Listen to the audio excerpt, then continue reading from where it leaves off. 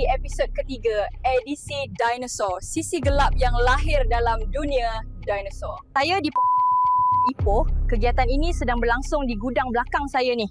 Jom ikut saya.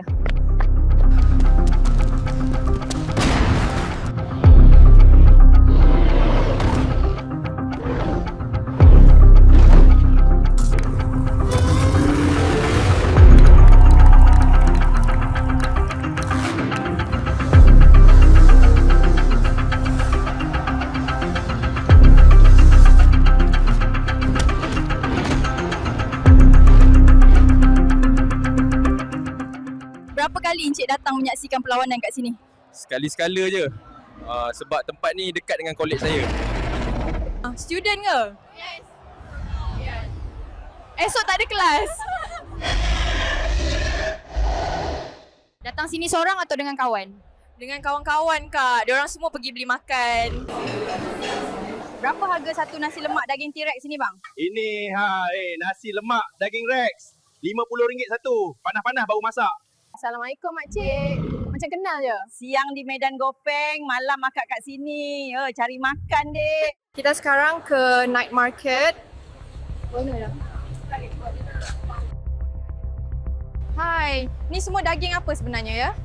Daging Velociraptor. Ni kalau orang nak beli kepala pun boleh. Haja lain. Pasar malam bawah tanah ni nampak biasa. Ada keychain dan makanan. Tapi ada juga dijual anak dinosaur, telur, semuanya. Okey, saya akan pergi sekarang. Hantar lokasi tu. Saya baru sahaja dimaklumkan lokasi di mana semua dinosaur dikurung. Mari ikut saya.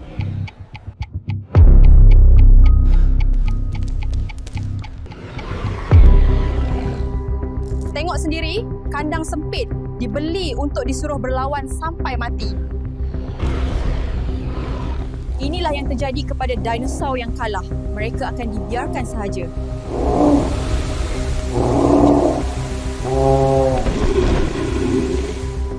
Inilah realiti sisi gelap dunia dinosaur. Semua ni legal ke? Tak takut ke bang?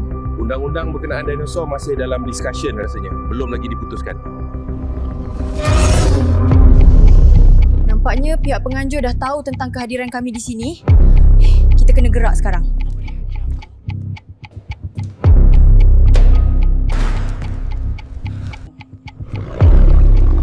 Itulah tadi sedikit kupasan berkenaan sisi gelap di sebalik dunia dinosaur. Jumpa lagi dalam episod akan datang bersama saya dalam edisi Dinosaur. Nantikan episod seterusnya di mana saya akan merungkai alam mistik. Semua ni cuma simulasi dibuat oleh Tuan Hasnur Amri. Terima kasih.